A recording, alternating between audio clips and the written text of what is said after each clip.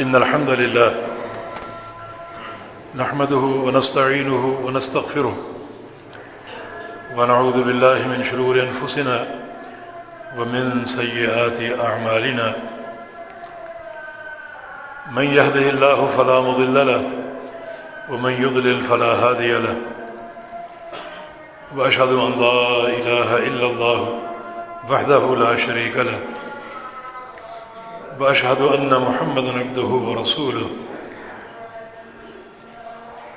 أما بعد فإن أصدق الكلام كلام الله وأحسن الهدي هدي محمد صلى الله تعالى عليه وسلم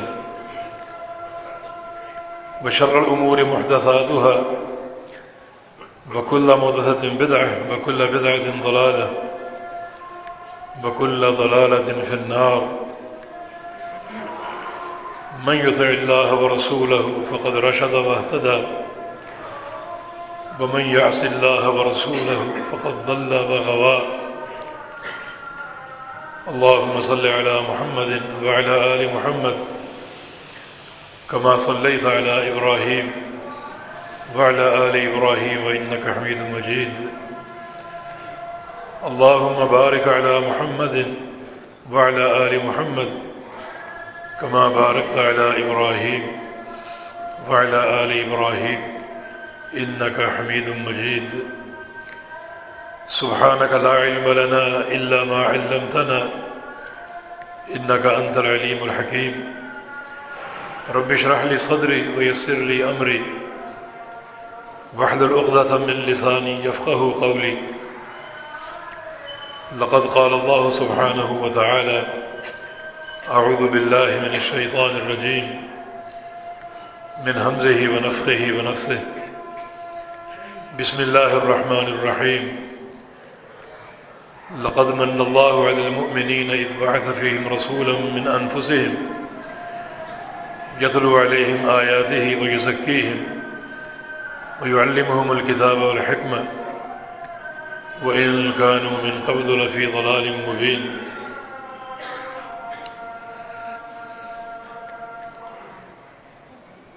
گزشتہ جمعے رسول اکرم صلی اللہ علیہ وسلم کی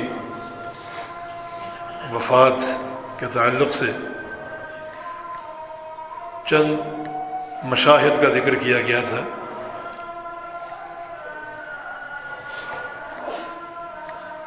رسول اکرم صلی اللہ علیہ وسلم کی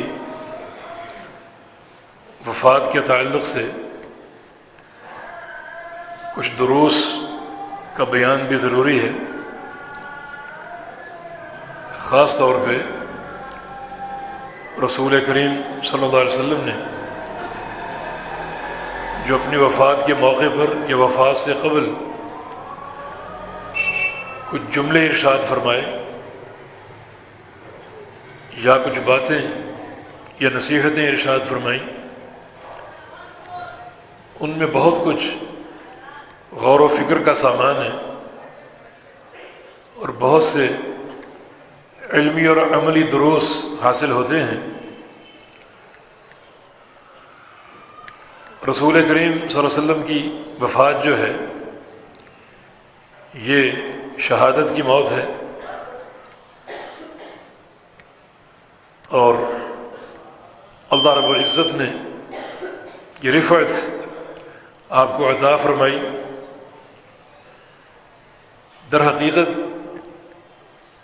جنگ خیبر جو کہ 7 ہجری میں منعقد ہوئی تھی، اس میں ایک یہودی عورت نے نبی علیہ السلام کی دعوت کی تھی اور کھانے میں زہر ملا دیا تھا۔ آپ صلی اللہ علیہ وسلم بعض صحابہ کے ساتھ تشریف لے گئے اور کھانا تناول کرنے لگے۔ پہلا لقمہ آپ نے اٹھایا اور اپنے منہ میں اسے رکھا۔ جبریل امین نے آ کر خبر دے دی کہ اس میں زہر ہے، تو آپ نے وہ لقمہ باہر نکال کر پھینک دیا، لیکن اس زہر کی بڑی شدت تھی، اس کی ہوا بذریعہ سانس نبی علیہ السلام کے پیٹ میں داخل ہو گئی، اور وہ تکلیف رسول کریم صلی اللہ علیہ وسلم کے اندر چلی گئی۔ وہ تکلیف دبی رہتی تھی، لیکن کبھی کبھی وہ ابھر آتی اور آپ صلی اللہ علیہ وسلم کو شدید درد محسوس ہوتا۔ یہ بھی ایک آزمائش تھی نبی علیہ السلام کی اس حدیث کے تناظر میں، اشد البلاء علی الانبیاء ثم الامثل فالامثل، کہ سخت ترین تکلیفیں نبیوں پر آتی ہیں۔ اس میں حکمت الہیہ یہ ہے کہ اللہ رب العزت انبیاء کے مقام کو بڑا اونچا کرنا چاہتا ہے، ان کے عمل بھی مثالی ہوتے ہیں جو رفعت درجات کا سبب بنتے ہیں، لیکن اس کے ساتھ ساتھ انبیاء کرام کی تکلیفیں اور آزمائشیں بھی بڑی شدید ہوتی ہیں۔ اور یہ بھی ایک آزمائش تھی کہ رسول کریم صلی اللہ علیہ وسلم کو اس زہر آلود کھانے کی تکلیف پہنچی، اور تقریباً 3 سال آپ نے گاہے بگاہے اس تکلیف کو برداشت کیا۔ اور جب آپ صلی اللہ علیہ وسلم کا آخری مرض حملہ آور ہوتا ہے تو آپ نے عائشہ سے فرمایا کہ لا ازال اجد علم الطعام الذي اکلته بخیبر، عائشہ تمہیں آج بتا رہا ہوں کہ وہ کھانا جو میں نے خیبر میں تناول کیا تھا، یعنی کھایا تو نہیں تھا لیکن پھر بھی وہ زہر کا اثر آپ کے اندر اتر گیا۔ فرمایا کہ اس کی تکلیف میں برداشت کرتا رہا، اور گاہے بگاہے وہ تکلیف مجھ پر حملہ آور ہوتی، لیکن آج جو تکلیف ہو رہی ہے اس سے مجھے یہی سمجھ آ رہا ہے کہ ھذا اوان وجدت انقطاع اب ہو رہی، کہ شاید میری شاہ رگ کٹ جائے آج، اس قدر تکلیف محسوس ہو رہی۔ اب وہ رگ کہلاتی ہے جو پیٹ جو دل سے جڑی ہوتی ہے اور باقی ساری شریانیں اسی سے نکلتی اور پھیلتی ہیں، تو اس قدر تکلیف محسوس ہو رہی ہے کہ یہ رگ شاید کٹ جائے اور میری اس سے موت واقع ہو جائے۔ اس میں اللہ تعالیٰ کی حکمت یہی تھی کہ رسول کریم صلی اللہ علیہ وسلم کو رتبہ شہادت پر فائز کیا جائے، کیونکہ یہ زخم آپ کو اور یہ تکلیف آپ کو میدان جہاد ہی میں پہنچی تھی، خیبر کے معرکے میں، اور اسی تکلیف کی بنا پر آپ صلی اللہ علیہ وسلم کی موت واقع ہوئی۔ تو یہ زخم چونکہ جہادی زخم تھا اور یہ تکلیف جہادی تکلیف تھی، لہذا یہ آپ کی موت اور وفات شہادت کے رتبے پر فائز ہوئی۔ اللہ تعالیٰ نے اس کے ذریعے رسول کریم صلی اللہ علیہ وسلم کے درجے کو اور بلند کیا، اور واقعتاً جو رسول کریم صلی اللہ علیہ وسلم کو درجہ قیامت کے دن حاصل ہوگا وہ سب سے اونچا ہوگا، کیونکہ آپ صلی اللہ علیہ وسلم مقام وسیلہ یا مقام محمود پر فائز ہوں گے، اور یہ وہ مقام ہے جس میں سب سے زیادہ اللہ کا قرب حاصل ہوگا۔ اتنا قرب اور کسی کو نصیب نہیں ہوگا جتنا آپ صلی اللہ علیہ وسلم کو اللہ تعالیٰ عطا فرمائے گا۔ سیدہ عائشہ صدیقہ رضی اللہ عنہا فرماتی ہیں کہ رسول کریم صلی اللہ علیہ وسلم آخری وقت میں میرے سینے سے اپنا سر مبارک ٹیکے لیٹے ہوئے تھے یا بیٹھے ہوئے تھے، استراحت فرما رہے تھے۔ اچانک رسول کریم صلی اللہ علیہ وسلم کی زبان پر یہ الفاظ آ گئے کہ فی الرفیق الاعلی یا بالرفیق الاعلی، کہ رفیق اعلی میں مجھے ملا دیا جائے، یا رفیق اعلی کے ساتھ ملا دیا جائے اور پہنچا دیا جائے۔ اس میں چند نکات قابل غور ہیں۔ اس جملے کے دو معنی ہو سکتے ہیں۔ ایک، رفیق بمعنی جماعت، رفیق بمعنی دوستوں کی جماعت۔ رفیق میں دوستوں کا معنی پایا جاتا ہے، دوستوں کی جماعت جو کہ اعلیٰ ہے، سب سے اعلیٰ ہے۔ اشارہ انبیاء کرام کی جماعت کی طرف ہے کہ مجھے ان میں ملا دیا جائے، شامل کر دیا جائے۔ دراصل آپ کو اختیار دیا گیا تھا۔ سید عائشہ صدیقہ فرماتی ہیں کہ نبی علیہ السلام کی حدیث میں نے سن رکھی تھی کہ ہر نبی کو موت سے قبل اختیار دیا جاتا ہے، اگر وہ اور دنیا میں رہنا چاہے تو رہ سکتا ہے، اللہ تعالیٰ اس کی عمر بڑھا دے گا، اور اگر وہ دنیا چھوڑنا چاہے اور اپنے رب کی طرف منتقل ہونا چاہے تو یہ اس کو اختیار دیا گیا ہے۔ جب رسول اللہ صلی اللہ علیہ وسلم نے فرمایا بالرفیق الاعلی یا فی الرفیق الاعلی کہ مجھے رفیق اعلی میں پہنچا دیا جائے، یا آپ کی خواہش، یعنی جو انبیاء سابقین کس ٹھکانے پر موجود ہیں اعلیٰ علیین میں، مجھے بھی وہاں پہنچا دیا جائے۔ یہ بھی ایک پیغام ہے، اس میں ایک درس ہے۔ رفیق اعلیٰ میں شامل ہونا، رفیق اعلیٰ میں ملنا، یہ رسول اکرم صلی اللہ علیہ وسلم کی خواہش تھی۔ تو کیوں نہ ہم بھی یہ خواہش کریں، کیوں نہ ہماری بھی یہ خواہش ہو کہ اللہ رب العزت ہمیں بھی رفیق اعلیٰ میں شامل فرما دے۔ رفیق اعلیٰ میں 4 جماعتیں ہیں، انبیاء، صدیقین، شہداء اور صالحین۔ اس جماعت میں شامل ہونا، اس کے لیے ایک ہی ذمہ داری ہے، اور وہ اللہ اور اس کے رسول کی اطاعت ہے۔ دراصل اس آیت کریمہ کے نزول سے قبل ایک چھوٹا سا واقعہ رونما ہوا تھا۔ ایک اعرابی رسول اللہ صلی اللہ علیہ وسلم کی خدمت میں حاضر ہوا اور کہتا ہے کہ یا رسول اللہ صلی اللہ علیہ وسلم، اس دنیا کی زندگی میں آپ صلی اللہ علیہ وسلم ہماری آنکھوں کی ٹھنڈک ہے۔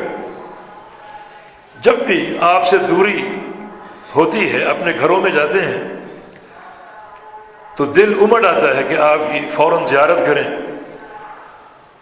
اور اپنی آنکھوں کو ٹھنڈا کریں۔ آپ کی زیارت دلوں کا قرار ہے۔ تو جب بھی دل اداس ہوتا ہے اور تھوڑی سی دوری بڑھ جاتی ہے اور فراق لمبا ہو جاتا ہے تو ہم آپ کی خدمت میں حاضر ہوتے ہیں اور آپ کو دیکھتے ہیں، آپ کی زیارت کرتے ہیں اور دلوں کو قرار نصیب ہو جاتا ہے۔ لیکن اس کے بعد ثم اذکر موتی و موتک، پھر ایک تلخ حقیقت کی یاد آتی ہے کہ ایک وقت آئے گا آپ نے بھی دنیا سے چلے جانا ہے اور ہماری موت بھی واقع ہو جائے گی۔ پھر تو لمبا فراق ہوگا، پھر کہاں آپ کا درجہ اور کہاں ہم، پھر کہاں آپ کو دیکھنا نصیب ہوگا اور کہاں آپ کا دیدار ہو سکے گا۔ بس یہ سوچ کر بڑی زندگی ایک روکھی اور پھیکی بن جاتی ہے اور بہت زیادہ دل اداس ہو جاتا ہے اور ایک ملال سا دل پہ چھا جاتا ہے کہ زندگی میں تو آپ کی زیارت ممکن ہے، لیکن موت کے بعد کیا بنے گا؟ اللہ تعالیٰ نے فوراً اس اعرابی کے اس سوال کا جواب نازل فرما دیا، وَمَن يُطِعِ اللَّهَ وَالرَّسُولَ فَأُولَٰئِكَ مَعَ الَّذِينَ أَنْعَمَ اللَّهُ عَلَيْهِم مِّنَ النَّبِيِّينَ وَالصِّدِّيقِينَ وَالشُّهَدَاءِ وَالصَّالِحِينَ وَحَسُنَ أُولَٰئِكَ رَفِيقًا۔ جو اللہ اور اس کے رسول کی اطاعت کرتا رہے گا، یہ وہ لوگ ہیں اللہ تعالیٰ جنہیں انبیاء کرام، صدیقین، شہداء اور صالحین کی رفاقت عطا فرمائے گا۔ اور یہ کتنی عمدہ رفاقت ہے! اللہ تعالیٰ اس جماعت میں اس شخص کو داخل کر دے گا، شامل کر دے گا جو اللہ اور اس کے رسول کی اطاعت کرتے ہیں۔ تو آپ صلی اللہ علیہ وسلم کی یہ خواہش کہ مجھے رفیق اعلیٰ سے ملا دیا جائے، یہ ہمارے لیے ایک تعلیم اور تحریر ہے۔ یہ خواہش ہمارے اندر بھی ہو، لیکن اس کی تکمیل کیسے ہوگی؟ اس کی تکمیل صرف ایک نقطے پر ہے۔ اس خواہش کا محور ایک ہی نقطہ ہے، اور وہ اللہ اور اس کے رسول کی اطاعت ہے۔ اسی لیے سلف صالحین کی نظر اور توجہ اللہ اور اس کے رسول کی اطاعت کی طرف ہوتی تھی۔ نبی علیہ السلام کی محبت کا اور عقیدت کا سب سے بڑا مظہر جو ہے وہ آپ کی اطاعت ہے۔ اطاعت محبت کی سب سے بڑی دلیل ہے، اور انبیاء کی بعثت میں یہی نقطہ پنہاں ہے کہ انبیاء کو اطاعت کروانے کے لیے بھیجا جاتا ہے۔ انبیاء اس کائنات میں مطاع بن کر آتے ہیں، اور ان کی قوم کو ان کی پوری طرح غلامی اور اطاعت اور فرما برداری کرنی ہے۔ یہی ایک نبی کا حق ہے جو لوگوں پر متعین ہے، اس کے سوا کوئی حق نہیں۔ باقی سارے حقوق اسی حق کی فرع ہیں، اس کی شاخیں ہیں، مگر مرکزی حق جو ہے وہ رسول اللہ صلی اللہ علیہ وسلم کی اطاعت کا ہے اور رسول اللہ صلی اللہ علیہ وسلم کی اتباع کا ہے۔ تبھی تو پیغمبر علیہ السلام فرمایا کرتے تھے کہ لا یأتین احدکم یوم القیامہ وعلی رقبتہ بعیر لہ رغاء ویقول یا محمد اغثنی۔ ایسا نہ ہو کہ تم لوگ قیامت کے دن مجھے تلاش کرتے پھرو اور تلاش کر کے مجھ سے کہو کہ ہماری مدد کیجیے، ہمیں بچا لیجیے۔ اس وقت میرا کیا جواب ہوگا آج ہی سن لو، اقول قد بلغت۔ اس دن میرا جواب یہ ہوگا کہ میں نے پورا دین پہنچا دیا تھا، تم نے میری اطاعت کیوں نہ کی؟ تو اس دن بچانے کا، چھڑانے کا کوئی راستہ نہیں سوائے رسول اکرم صلی اللہ علیہ وسلم کی اطاعت کے۔ اور میرا آپ کا کیا مقام ہے؟ یہ بات تو آپ نے اپنی پیاری بیٹی سے کہتے تھے، اپنے جگر گوشے سے فرما دیا تھا کہ یا فاطمہ بنت محمد صلی اللہ علیہ وسلم اعملی، فاطمہ عمل کرو، میری اطاعت کرو، لا اغنی عنک من اللہ شیئا، میں قیامت کے دن تمہارے کسی کام نہ آ سکوں گا۔ اطاعت بنیاد بنے گی اخروی فلاح کی، اخروی کامیابی کی۔ رسول صلی اللہ علیہ وسلم، ہر رسول خالق اور مخلوق کے مابین رابطے کا نقطہ ہے، خالق اور مخلوق کے مابین تعلق کی بنیاد ہے۔ خالق سے مخلوق کا تعلق رسول کے ذریعے جڑتا ہے اور بنتا اور قائم ہوتا ہے۔ تو اسی نقطے پر توجہ دی جائے، قل ان کنتم تحبون اللہ فاتبعونی یحببکم اللہ۔ اگر اللہ کی محبت چاہتے ہو تو میری اتباع کرو۔ میری اتباع کا ثمرہ یہ ہے کہ اللہ رب العزت تمہیں اپنا محبوب بنا لے گا، یغفر لکم ذنوبکم، اور تمہارے گناہوں کو معاف کر دے گا۔ اور یہ دو ہی بنیادیں ہیں جنت کو پا لینے کی، ایک اللہ تعالیٰ کی محبت دوسرا گناہوں سے پاک صاف ہو جانا. اور یہ بنیادیں کیسے حاصل ہوں گی؟ رسول کریم صلی اللہ علیہ وسلم کی اتباع سے. یہ پھر رفیق الاعلی در حقیقت ہمارے لیے ایک ترغیب اور تحریض کا پہلو ہے کہ ہم بھی اسی رفاقت کی تمنا کریں اور یہ سوچیں کہ اس رفاقت کو پانے کا قاعدہ کیا ہے، کیا اصول ہے. وہ بیان ہو گیا. فَمَن يُطِعِ اللَّهَ وَالرَّسُولَ فَأُولَٰئِكَ مَعَ الَّذِينَ أَنْعَمَ اللَّهُ عَلَيْهِم مِّنَ النَّبِيِّينَ وَالصِّدِّيقِينَ وَالشُّهَدَاءِ وَالصَّالِحِينَ. جو اللہ اور اس کے رسول کی اطاعت کرتا رہے گا اسے یہ عظیم رفاقت حاصل ہوگی، انبیاء کی، صدیقین کی اور شہداء اور صالحین کی. تو اطاعت کا نقطہ در حقیقت سب سے اہم نقطہ ہے. بلکہ یہ بات نوٹ کر لیجیے کہ ہمارا دین دین اطاعت ہے. اہل حق اور باطل میں ایک ہی فرق ہے اور وہ اطاعت کا ہے. فرقہ ناجیہ اور فرقہ ہالکہ میں ایک ہی فرق ہے اور وہ رسول کریم صلی اللہ علیہ وسلم کی اطاعت کا ہے. نجات پانے والا گروہ جو ہے وہ اپنے پیغمبر کی اطاعت پر قائم ہوتا ہے. تبھی تو فرقوں والی حدیث میں جب نبی علیہ السلام 73 فرقوں کی خبر دی، فرمایا کہ سب جہنم میں جائیں گے سوائے ایک کے. پوچھا گیا وہ کون ہے؟ فرمایا کہ ہم ما انا علیہ اليوم اصحابی، یہ وہ لوگ ہیں جو اس چیز پر قائم ہوں جس پر میں ہوں اور میرے صحابہ ہیں. یہ اساسی نقطہ ہے اور یہ رسول کریم صلی اللہ علیہ وسلم اپنی امت کو جاتے ہوئے پیغام دے کر گئے کہ رفیق اعلیٰ کی حرص ہونی چاہیے اور اس کی طلب کا جو قاعدہ ہے اسے اپنے اوپر نافذ کرو اور اپنے پیغمبر کے مطیع فرمان بن جاؤ. اطاعت بھی ان کا حق ہے اور اتباع بھی ان کا حق ہے. اطاعت کا معنی آپ کی بات کو ماننا اور اتباع کا معنی آپ کے عمل کو ماننا. رفیق اعلیٰ کا ایک اور معنی بھی ہو سکتا ہے کیونکہ رفیق اللہ تعالیٰ کی صفات میں سے ایک صفت ہے، اللہ تعالیٰ کے ناموں میں سے ایک نام ہے. حدیث میں آتا ہے ان اللہ رفیق یحب الرفق. اللہ تعالیٰ رفیق ہے اور رفق کو پسند کرتا ہے. رفیق کا معنی نرم خو انسان، رفق نرمی کو بولتے ہیں اور اللہ رب العزت نرم ہے، حلیم ہے.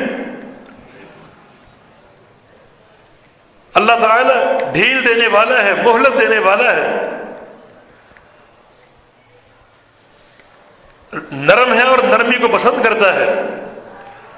تو نبی علیہ السلام کی یہ فرمانا بالرفیق الاعلی کہ میں رفیق اعلیٰ سے ملنا چاہتا ہوں، اشارہ اللہ تعالیٰ کی ملاقات، اپنے پروردگار کے پاس جانا چاہتا ہوں. رفیق کی صفت کیوں استعمال کی؟ کیونکہ رفیق میں نرمی کا معنی ہے. تو اس صفت کے استعمال میں ایک طلب ہے کہ یہ سفر آخرت ہے، دنیا کو چھوڑ کر رب کی طرف جا رہا ہوں جو کہ رفیق ہے اور اس کی نرمی کا طلبگار ہوں کہ اللہ تعالیٰ میرے ساتھ نرمی کا، رحمت اور محبت کا، شفقت اور پیار کا معاملہ فرما لے. یعنی صفت کے استعمال میں در حقیقت اللہ تعالیٰ کا رفق اور اس کی رحمت اور پیار کی طلب ہے کہ میں رفیق اعلیٰ سے ملنا چاہتا ہوں، اس ذات سے جو ذات نرمی کرنے والی ہے، جس ذات میں رحمت اور محبت ہے، اس سے ملنا چاہتا ہوں تاکہ میرے ساتھ وہ نرمی کا، رحمت اور محبت کا معاملہ فرما لے. اور یقیناً بندہ اس موقع پر اللہ تعالیٰ کی رحمت کے سہارے کا محتاج ہوتا ہے. اور یہ دعا تو نبی علیہ السلام ہر رات کیا کرتے تھے، ہر رات یہ دعا کر کے سویا کرتے تھے. بسمک ربی وضعت جنبی وبک ارفعہ ان امسکت نفسی فرحمها. وَإِنْ أَرْسَلْتَهَا فَاحْفَظْهَا بِمَا تَحْفَظُ بِهِ عِبَادَكَ الصَّالِحِينَ۔ یا اللہ، یا رب، تیرے نام کے ساتھ اپنا جسم بستر پہ رکھ رہا ہوں، تیری توفیق سے اور تیرے نام سے۔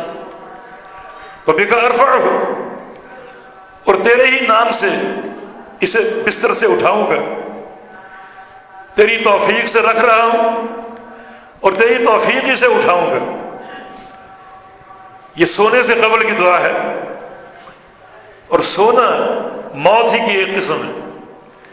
جیسے انسان مر جاتا ہے، وہ دنیا سے بیگانہ ہو جاتا ہے اور اپنے اعضاء سے کوئی نفع حاصل کرنے کے قابل نہیں رہتا، اسی طرح جب انسان سو جاتا ہے تو دنیا سے کٹ جاتا ہے، لا تعلق ہو جاتا ہے، اور اس کے جسم کے سارے اعضاء کسی منفعت کے قابل نہیں رہتے، اور پھر سونے والا انسان جو ہے وہ مرفوع القلم بھی ہے، جیسے مرنے والا، اب اس کا کوئی تصرف نہیں، کوئی عمل نہیں، سونے والے کا کوئی تصرف اور کوئی عمل نہیں ہوتا، اور اگر سوتے سوتے کوئی کام کر بھی جائے تو اس کا اعتبار نہیں ہوتا، کیونکہ رسول اللہ صلی اللہ علیہ وسلم کا فرمان رفع القلم عن ثلاث، کہ 3 قسم کے لوگ مرفوع القلم ہیں، ان میں سے ایک عن النائم حتی یستیقظ، سونے والا انسان جب تک وہ بیدار نہ ہو جائے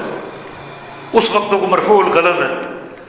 اگر نیند میں کوئی بات کہہ دے تو وہ بات نافذ نہیں ہوگی، اور نیند میں اس سے کوئی ایسا کام ہو جائے جو کسی کے نقصان کا ذریعہ بن جائے تو وہ قابل لحاظ نہیں ہوگا بلکہ قابل معافی ہوگا، کیونکہ مرفوع القلم ہے۔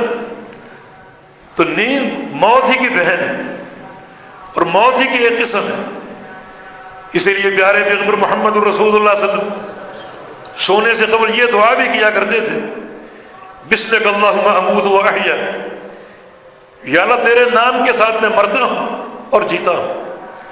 یعنی یہ نیند ایک قسم کی موت ہے، یہ تیرے نام کے ساتھ ہوگی، اور جب سو کر اٹھوں گا تو وہ ایک قسم کی حیات ہے جو تیرے نام کے ساتھ ہوگی۔ جب آپ صلی اللہ علیہ وسلم نیند سے بیدار ہوتے تو یہ دعا پڑھا کرتے تھے، الحمدللہ الذی احیانا بعدما اماتنا والیہ النشور، اس اللہ کے لیے ہر قسم کی حمد ہے جس نے ہم کو زندہ کر دیا مار دینے کے بعد۔ یہ نیند سے بیدار ہونا زندہ ہونا ہے، اور نیند ایک قسم کی موت ہے، والیہ النشور، اور اللہ کی طرف ہمیں اٹھنا ہے اور اس کے سامنے پیش ہو کر اپنے اعمال کا حساب دینا ہے۔ تو پیارے پیغمبر محمد رسول اللہ صلی اللہ علیہ وسلم یہ دعا بھی کرتے، بسمک اللہم وضعت جنبی، یا اللہ تیرے نام کے ساتھ میں نے اپنے پہلو کو بستر پہ ٹیکا ہے اور ٹیک رہا ہوں، وبک ارفعہ، اور تیرے ہی توفیق سے اس کو اٹھاؤں گا۔ اللہم ان امسکت نفسی فرحمها الہ العالمین، اگر تو میری روح کو، میرے نفس کو اپنے پاس روک لے، یعنی میری موت کا فیصلہ فرما دے، تو فرحمها، پھر میری روح پر رحم فرمانا۔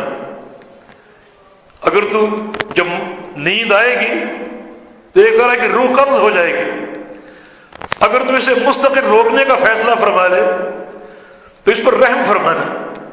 وَإِنْ أَرْسَلْتَهَا، اور اگر واپس بھیجنے کا فیصلہ فرمائے تو فَاحْفَظْهَا بِمَا تَحْفَظُ بِهِ عِبَادَكَ الصَّالِحِينَ، تو واپس بھیجنے کے بعد اس کی حفاظت کرنا، جیسا کہ تو نیک بندوں کی حفاظت کرتا ہے پھر اس کی حفاظت کرنا۔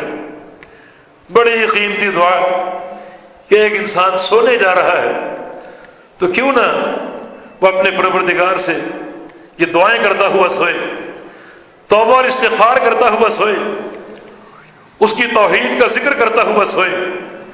ہو سکتا ہے اس کی آخری رات ہو سکتا ہے اس کی یہ نیند کی موت اس کی ابدی موت میں تبدیل ہو جائے۔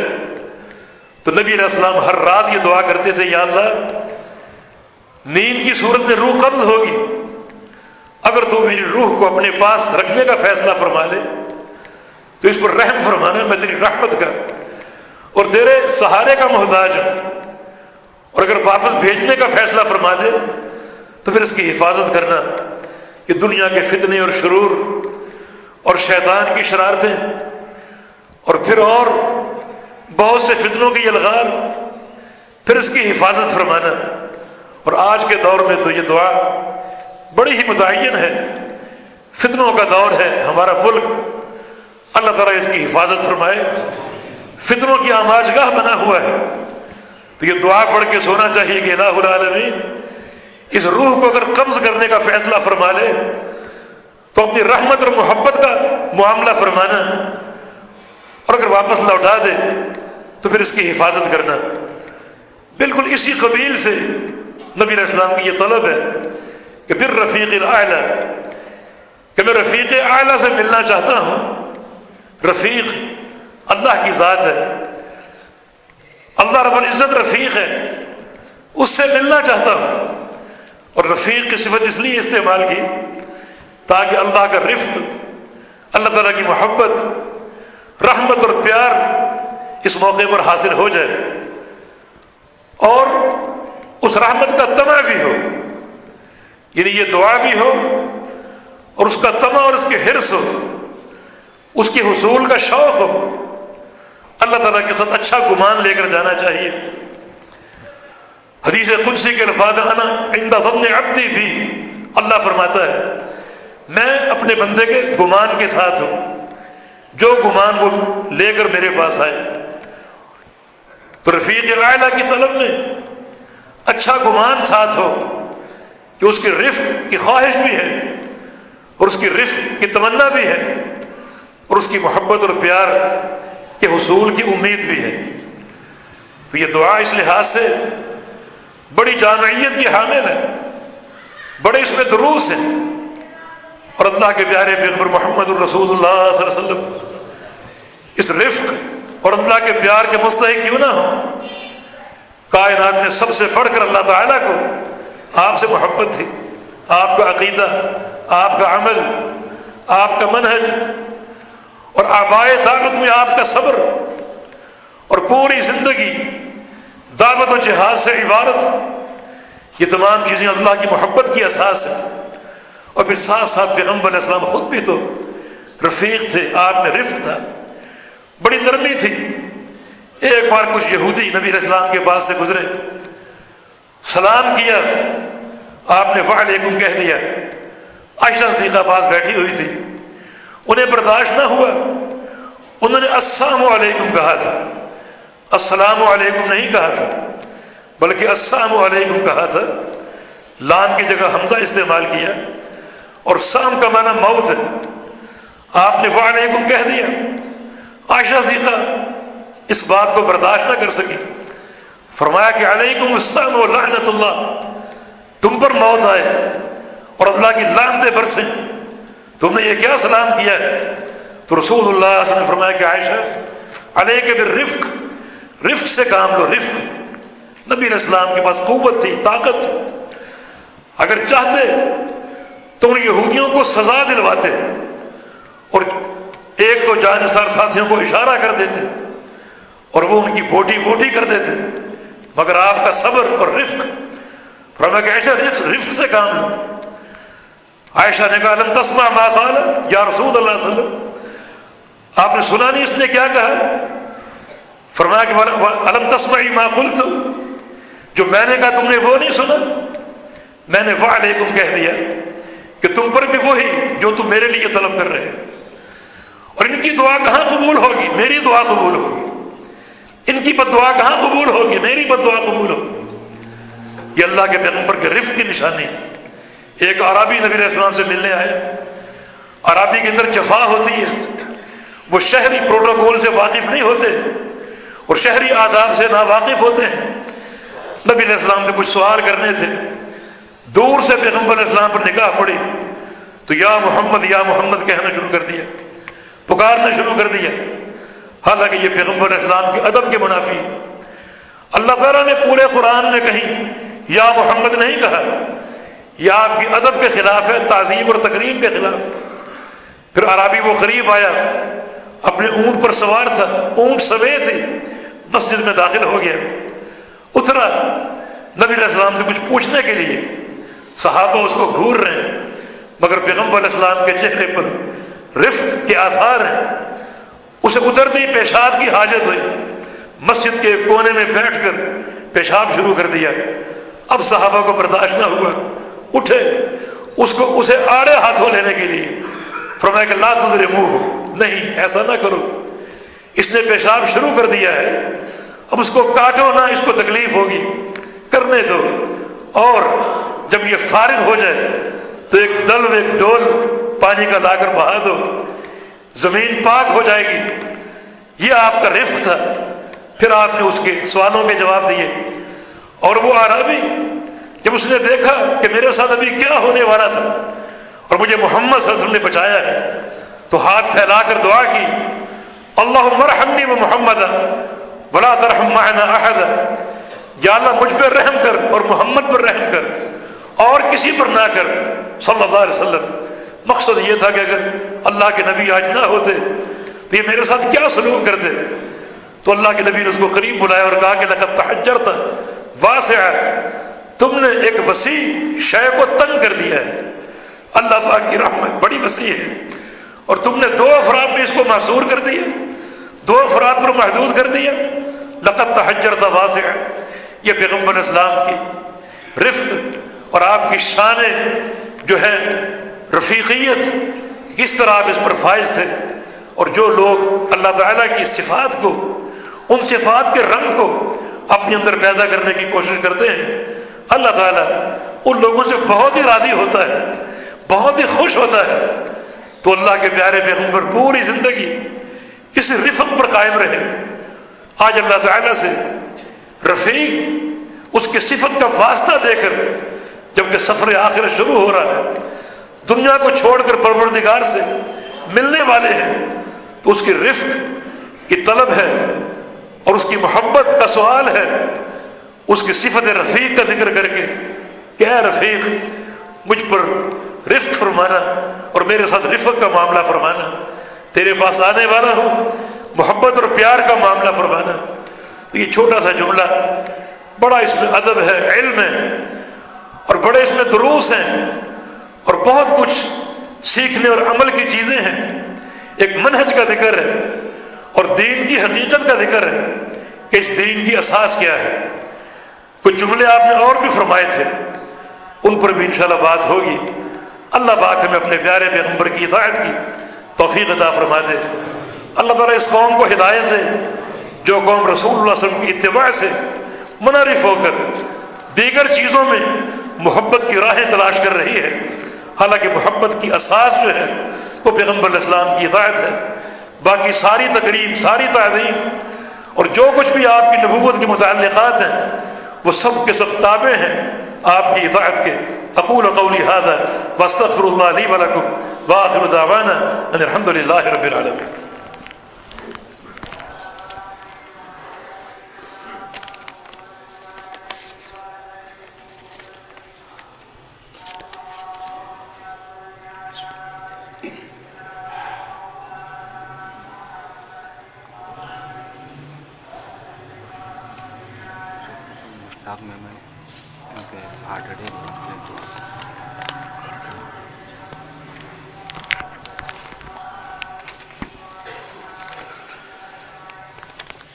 الحمدللہ والصلاۃ والسلام علی رسول اللہ وبعد۔